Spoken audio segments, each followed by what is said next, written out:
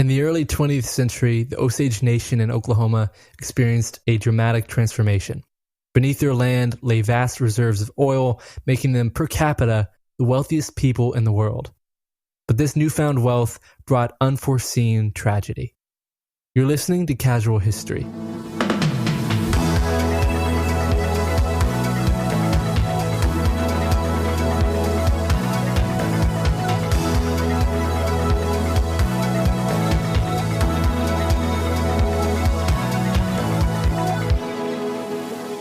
Welcome back to another episode of Casual History. My name is Jeffrey, here with my co-host, as always, Jacob. And this podcast is our 100th episode. Wow. We cannot thank you all enough for being a part of this community and following along for us to make it to 100. How do you feel, Jake? Dude, I can't believe we've been doing it for this long. This started as a pandemic podcast, the most typical thing we could have done during that time, and I can't believe we made it here. I knew this was something that I've always wanted to accomplish, or just attempt, really. I didn't know if I'd be any good at it, if we'd be any good at it, and I'm so happy that we're here, man. This has been great, and thank you guys so much for being along for the ride. It really does mean the world to me. I'm not just saying that. Just know that your listenership and your involvement means more to me than you know. And happy 100th birthday, Casual History. Heck yeah. Obviously, I want to add to that sentiment. It means a ton. And I couldn't think of a better way. This came in hand with me finding this episode that I'm presenting today. For those who don't know, me and my partner in crime, Jacob, who's my brother, both have a Native history in our line. And it's something we've always been proud of. We're both from Oklahoma. There's this movie that is coming out, / already came out, Jacob, called Killers of the Flower Moon. I have not seen that. I want to preface this whole podcast. I have not seen that movie, but that movie is based on this story that I'm going to tell you about today. And it's a true story. It's sad. It's got highs and lows. There's a lot to get into. I want to try to do it justice. I want to try to tell it as best I can. The major preface being our 100th episode, you already probably know we're not experts. We are two brothers who just love history. So that's why I'm really excited to get into this episode, and we'll follow along and take the journey with me. So with that, Jacob, are you good to jump in? I'm so ready. Let's do this thing. Okay, so before we delve into the oil saga, which is going to be what majority of this podcast is about, for those who do recognize this story, at the end of the day, it does come down to oil. But before we jump into that, I think it's important to understand the journey of the Osage Nation that led them to this particular plot of land in Oklahoma. Originally inhabiting the Ohio and Mississippi River valleys, the Osage were known for their warrior culture and vast hunting grounds. However, the early 19th century, they faced increasing pressure from the U.S. government and settlers through a series of treaties, notably the Treaty of Fort Clark in 1808 and the Treaty of St. Louis in 1818. The Osage ceded vast tracts of their ancestral lands. And these treaties, often negotiated under duress, led to the Osage relocating. After a series of relocations, they purchased land in what would become Oklahoma. This land, chosen by the Osage, was believed to be undesirable to white settlers due to its rocky, hilly terrain and poor soil quality for agriculture. However, this decision was more than a choice. It was a strategic move by the Osage leaders who sought a territory where they could live without further disturbance and violence. The cultural and social impact of these relocations on the Osage people was profound. Uprooted from their ancestral lands, the Osage had to adopt a new environment and rebuild their community under challenging circumstances. Despite these adversities, they managed to maintain a strong sense of identity and cohesion, which would later play a crucial role in their unified response to the exploitation they faced from the story that we're getting into. Wow. As the Osage settled into the new land in Oklahoma, or what would become Oklahoma, they had no clue that beneath the unassuming surface lay a fortune that would change their collective destiny. And this brings us to the unique geographical and geological aspects of the territory. So the land purchased by the Osage, now part of Oklahoma, was more than just a refuge from white settlement. It was situated atop a geological gold mine. The region was part of the larger mid-continent oil field, a vast area extending across several states known for its rich petroleum deposits. The geological formation of this area, particularly the presence of the large underground Osage anticline, made it an ideal reservoir for oil. The anticline is a type of geological fold caused by the Earth's movements, created an accumulation point for oil, making the Osage land incredibly valuable for petroleum extract. Insane. That is crazy. Yeah, and so the first signs of oil in Osage territory came not from drilling, but from natural oil seeps, where crude oil leaks to the surface through fractures in the Earth's crust, and these seeps were a common sight in the area, often forming small pools of oil that the local wildlife and even Osage people occasionally encountered. Native Americans in the region had long used this natural oil for various purposes such as waterproofing their canoes and as a medicinal remedy for certain ailments. However, the industrial potential of these seeps was not realized until much later. The hidden wealth beneath these rolling hills and prairies was not immediately apparent. It would take a confluence of curiosity and advancement to unlock the riches of the Osage land, because at the time that it was settled, people really didn't know what to do with it. And if it was found, it was rare. And again, they didn't have the technology to really drill up the oil. Right. So they were going to this place because they just wanted to get away. Yeah. They wanted a place that was unassuming, hopefully would not draw attention. They just wanted to live their life. And they picked a place in their minds that was unremarkable, some place that hopefully no one would want, and just so happened to be on the largest reservoir of oil in the area. It's crazy to say the word unlucky when it comes to this, but genuinely, because of that fact, they're seeking refuge to stumble upon this, even though for normal people, this is good luck, right? This meant riches. This meant power that they could have. You can see where this is leading. I'm already a little saddened by it. I immediately think bad luck, even though like any normal person today, you land on a plot of land that has oil, then you're a millionaire. Pretty wild. At this point in time, the world is relying more and more on oil. And so kerosene derived from petroleum had become a household commodity, lighting homes across the country. And so it's in this context that enterprising individuals began to take an interest in the oil seeps of Osage territory. Of course. Initially, exploration and drilling in the surrounding areas indicated that there might be vast reserves of oil beneath the surface. And so, driven by the mass production of automobiles and the need for industrial fuel, this demand turned the eyes towards the Osage territory. And it was during this period that the Osage Allotment Act of 1906 came into play, which sets the stage for the massive oil exploitation that would follow. The Osage Allotment Act was a part of a broader American Indian allotment policy which aimed to assimilate Native Americans into mainstream American society by dividing their communal lands into individual plots. However, the Osage Allotment Act had a unique provision, largely due to the Osage's negotiation skills and foresight.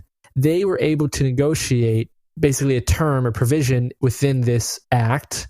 It stipulated that the mineral rights, including oil, gas, and resources, were to be held in common by the Osage Nation as a whole. And so this meant that any profits from mineral extraction would be shared among all Osage members. Very forward thinking by them to be like, we know that you guys value stuff that's on this land, and we need to make sure that it stays in our hands. Each Osage member received an equal head right, ensuring an equitable distribution of the oil wealth.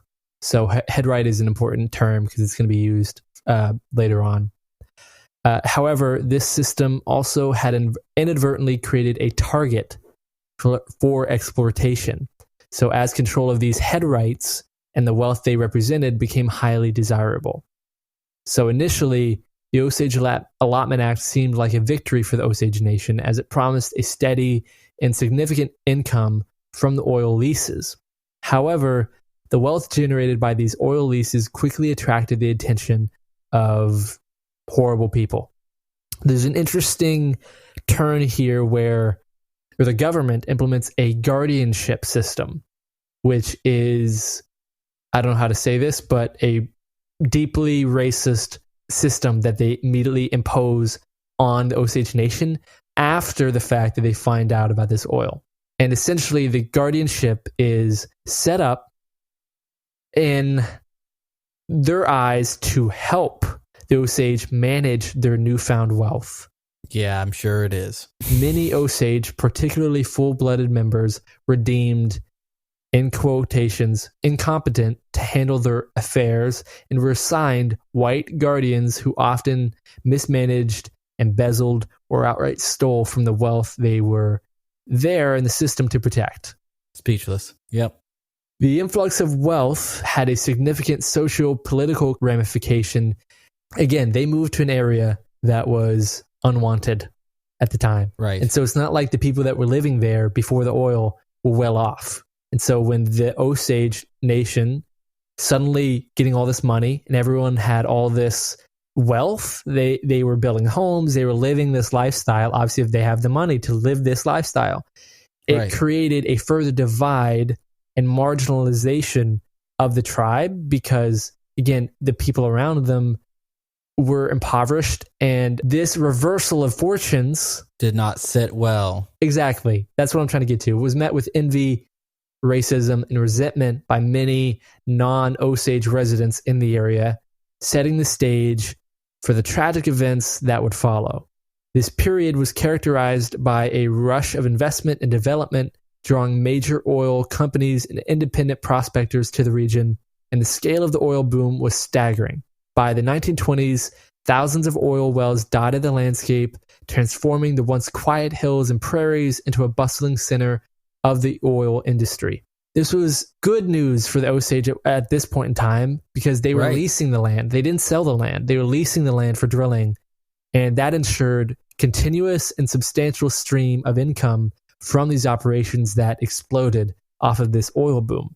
Some interesting figures here. The financial benefits of the Osage were bonkers at the time. So in 1923 alone, 1 year, the tribe received more than $30 million in royalties, which is equivalent to over $400 million today in 1 year. That's insane. And this wealth was distributed among the Osage through their headrights system, ensuring that the oil riches directly benefited the tribal members. And the average annual income, obviously, for an Osage family far exceeded that of the average American household at the time. The Osage's affluence was in sharp contrast to the poverty of the surrounding areas, predominantly inhabited by non-native settlers. And the guardianship system, which I touched on, was already at this point rife with corruption. And the Osage were often portrayed in the national media in a sensationalist manner, focusing on their wealth and extravagant aspects of their lifestyle in a way that really fueled envy and stereotypes. Sounds like a powder keg waiting to happen here. It's just setting up a terrible set of events because of how they were viewed, as well as like money corrupts everything regardless. And so, gosh, I'm almost afraid to hear the next following stuff here. I'm going to lead you into it, okay? So just follow me.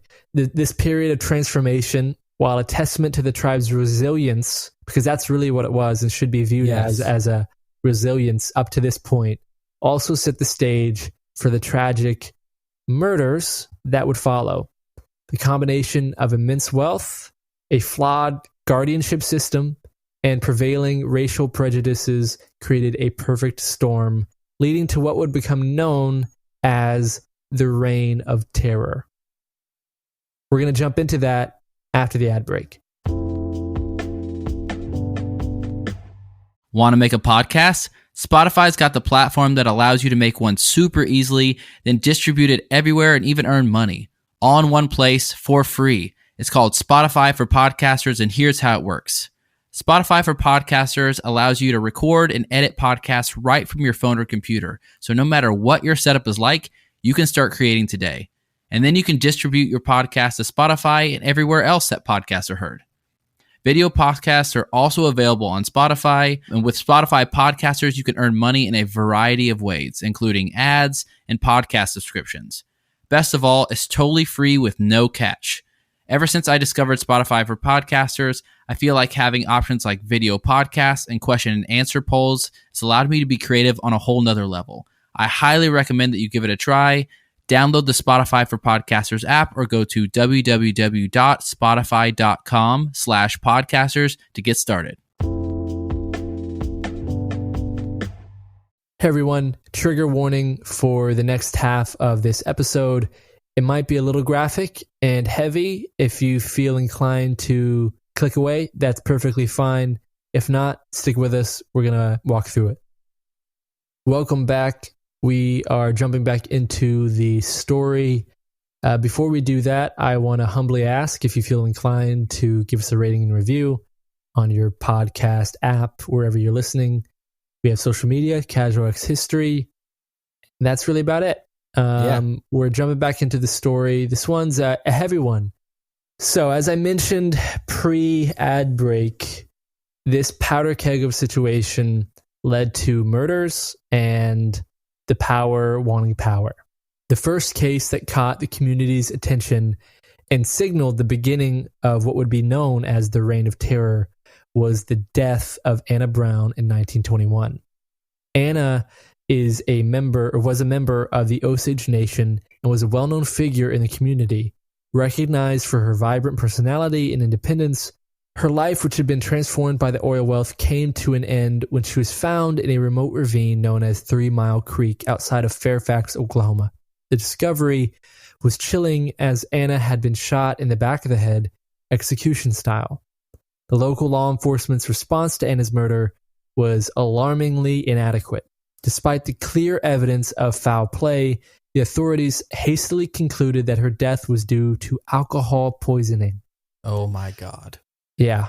This cursory investigation overlooked crucial evidence and failed to conduct a proper autopsy, setting a disturbing precedent for the handling of cases that would follow. The death of Anna Brown was soon followed by other mysterious fatalities. Lizzie Q, another Osage woman, died under suspicious circumstances. Rumors suggested that she was poisoned, a method that was becoming alarmingly common in the area. Like Anna's case, the investigation into Lizzie's death was minimal, and no definitive cause of death was established or really looked into.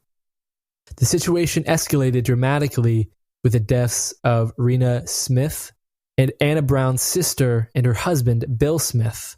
In the early hours of March 10th, 1922, a massive explosion ripped through the home in Fairfax, Oklahoma. The blast was so powerful that it completely destroyed the house and was heard miles away. The investigation revealed that a nitroglycerin-based explosive had been planted under the house, indicating premeditation and murder. The brutal nature of this attack sent shockwaves through the community and beyond, making it clear that a sinister force was targeting the Osage Nation. These deaths were not random acts of violence. They were intricately linked to the guardianship system, under which many Osage had white guardians assigned to manage their wealth. Some guardians married into Osage families, while others resorted to more sinister methods to gain control over the oil money. The guardianship system was not just a bureaucratic oversight, it was a deeply flawed structure that allowed for systematic abuse. And they embezzled funds, made poor investments on behalf of their wards, and in some cases outright stole from the Osage that they were supposed to protect. And so this was happening consistently, Jake. There was more deaths in mysterious manners, and the death toll rose within the community. The community's fear and frustration grew along with it. They knew that these were not isolated incidents, and the local and state authorities, they were either apathetic or complicit in the corruption. And the Osage turned to the federal government as the last resort for help, which led to the involvement of the Bureau of Investigation, which was new at the time, which would later become known, say it with me, Jake, as the FBI. Wow. Yeah. So this was their step. One of the last resorts for them was reaching out to the federal government for help. Right. Well, I mean, I can understand. Like, I'm sure your community is terrified. I truly appreciate how you've kind of laid this out so far. It totally makes sense. You have money corrupts everything. And if you have people that are willing to get it and have the opportunity to exploit people for it, it's ripe for this. And so honestly, like a true part of our history that we need to understand and not forget. I think I was debating at one point of getting into some of this information just because it is pretty graphic, and I know we're called casual history. Right. Yeah. I think with the trigger warning, and hopefully those who are listening, I don't want to shy away from what actually happened in these situations. So I think the only way to do it is just through research and trying to tell the story as it happened. And that's right. Let people listen and take it how they want to take it. As I just mentioned, they reached out to the FBI, and that's where we're at currently. Okay. At this point in time, the leadership of the FBI was under J. Edgar Hoover, who's a prominent figure that I honestly think would deserve his own podcast, which I think would be really interesting. He definitely does. And at this point in time, was seeking to establish a reputation as a competent federal law enforcement agency. Hoover appointed Tom White, who was a former Texas Ranger, known for his integrity and investigative skills, to lead the case in the Osage Nation. White quickly realized the complexity of the situation. The Osage community was justifiably distrustful of white authorities at the time, and the local power structures were deeply entangled in the guardianship system. So White needed to navigate this challenging landscape carefully.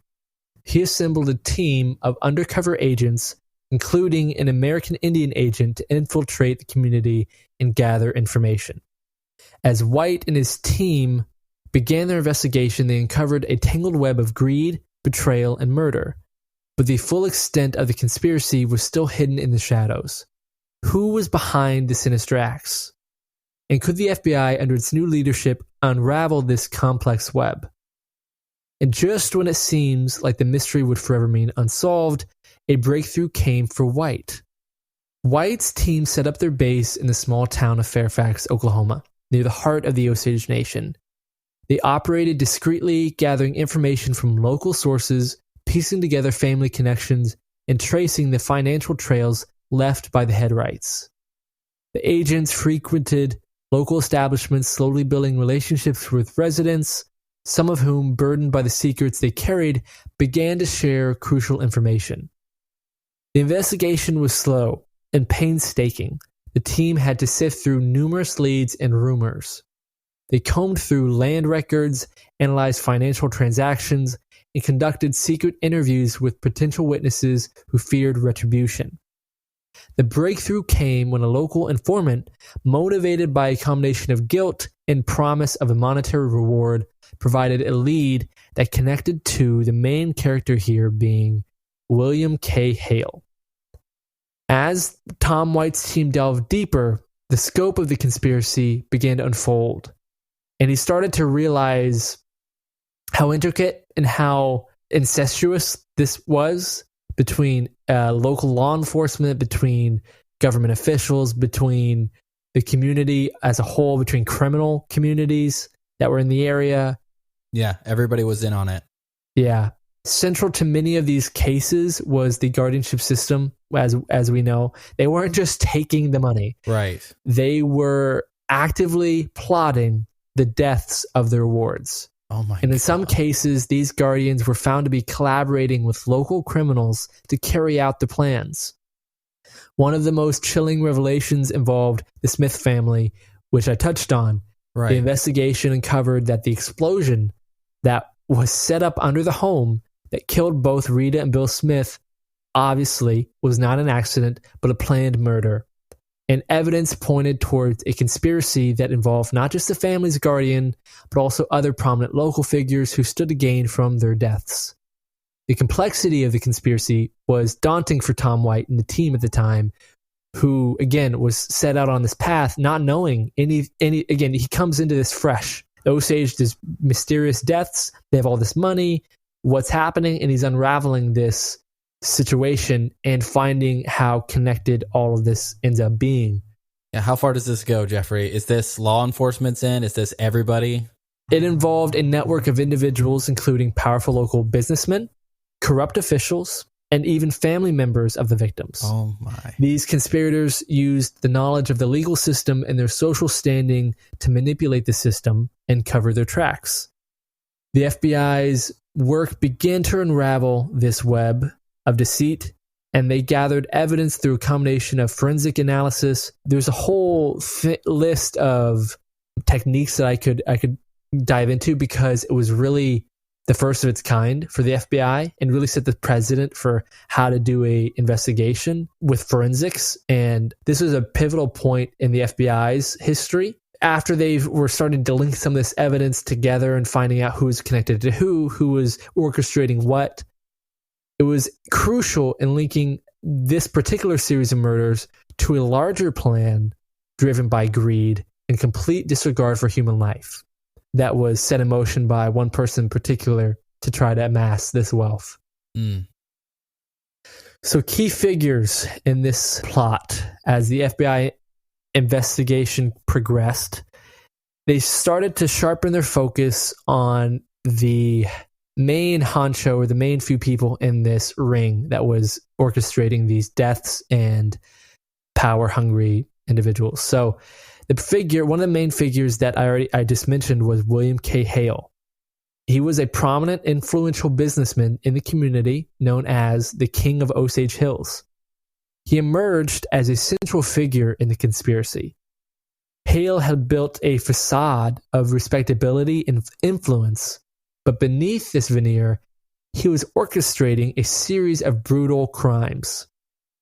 The FBI uncovered that Hale had masterminded several murders, including the notorious bombing that killed Rita and Bill Smith. Hale had exploited his connections and influence to manipulate others into carrying out these heinous acts for him.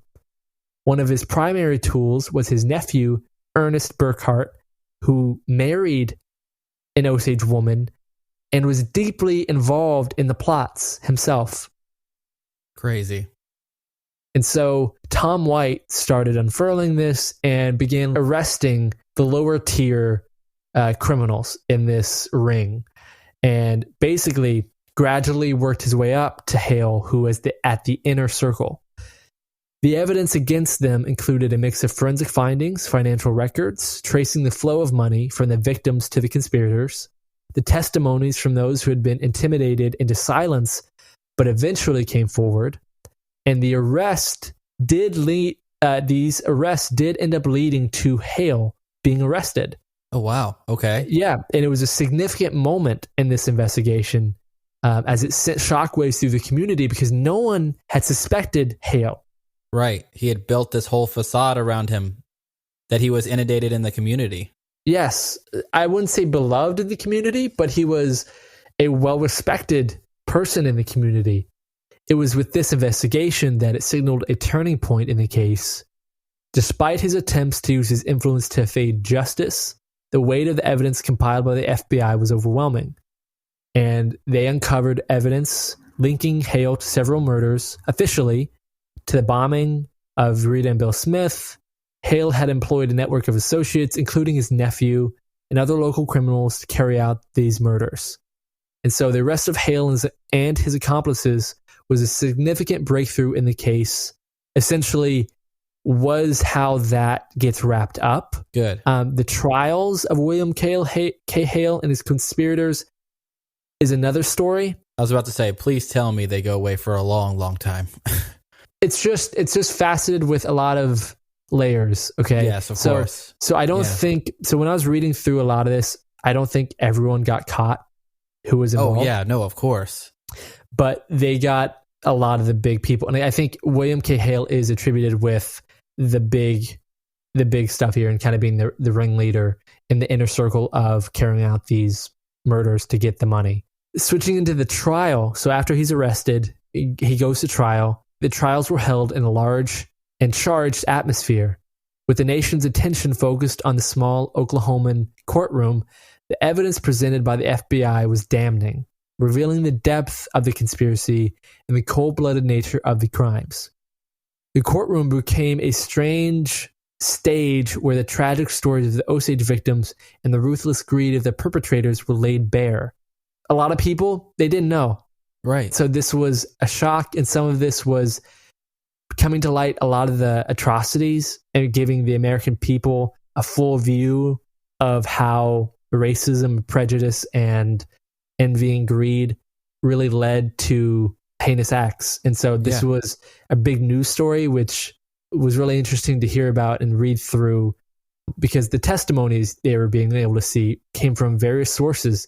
Tom White didn't hold back. He brought in associates from Hale, intimidated witnesses, and experts to testify about the forensic evidence that linked the defendants to the crimes. One of the most impactful testimonies came from an insider who provided a detailed account of how the murders were planned and executed. So William K. Hale, once a respected businessman, was portrayed as the mainstream media behind the murders.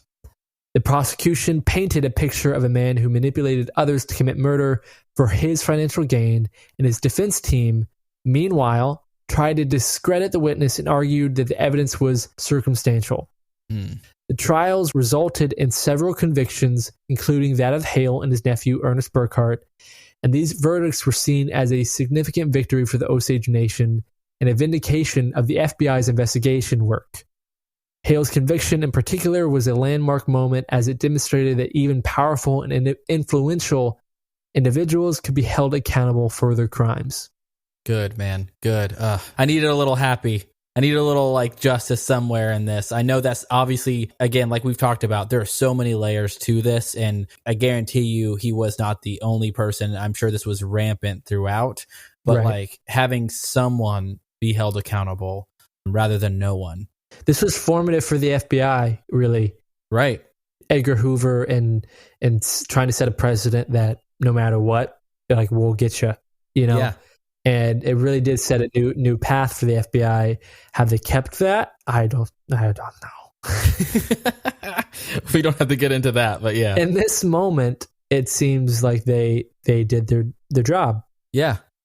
And so beyond the individual convictions, the trials had a broader impact. They exposed the systematic failures that allowed such crimes to occur, including the corrupt guardianship system. The public outcry in the wake of the trials led to calls to reform to protect the rights of the Osage and other Native American tribes. The exposure of the guardianship system's flaws was a critical outcome to the investigation. The U.S. government, in response to the public outcry and clear evidence of systematic abuse, initiated a series of legal reforms. Additionally, the case had a profound impact on federal law enforcement, particularly the FBI. The successful resolution of the Osage murder case was a significant achievement for the Bureau. It helped establish the FBI's reputation as a capable and effective federal investigation agency. The case demonstrated the FBI's ability to handle complex and high-profile criminal investigations, setting a precedent for future operations, and contributed to the development of modern investigative techniques and forensic science. As a recap, as we come to the end of this story, the Osage Nation's experience during the Reign of Terror and the subsequent trials left an indelible mark on the community. Despite the resolution of some of the cases and convictions of key perpetrators, the Osage community had been deeply affected. The Reign of Terror left lasting scars both emotionally and socially. This series of events had disrupted the fabric of community, sowing distrust and fear. However, this dark period also highlighted the resilience and strength of the Osage Nation. Faced with unimaginable adversity, the Osage people demonstrated a remarkable capacity for endurance and unity. The trials and revelations of the investigation brought this community together in their quest for justice and their efforts to protect their heritage and rights. The Osage Nation's response to these events was a testament to their determination to overcome the challenges they faced. They emerged with a renewed commitment to safeguarding their community, preserving their cultural heritage, and advocating for the rights of Native Americans. Yeah, so I wanted to end there. That felt like a positive end to this story. Obviously, there's struggles in other areas that come from years past. This is not an isolated event. This obviously is something that had been perpetrated in different ways over and over to the Native American people as a whole. I thought this was worth getting into. I thought it brought me back and you back to where we were born, the area that we grew up, and our heritage, however small that is. It brought a lot of emotion, obviously, reading through this and working through this project. But I hope the listener gets something from it. And maybe we'll get into a lighter one next week, but this felt like the right time to do it. How do you feel? No, I really appreciate this story. This is something that I totally agree. Something that needs to be known and shared. This kind of history is our history, regardless of where your background is from. And so you've told it very respectfully as well. Obviously, very emotional. Even just hearing you read it to me might have led me to be a little bit more quiet than usual.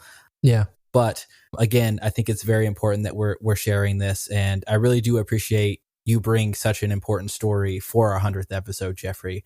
This was really great. I really did enjoy it as much as it brought up so many emotions. That's partly why it was good. And hopefully, you guys as listeners did not know, right? Because I know I didn't coming into today.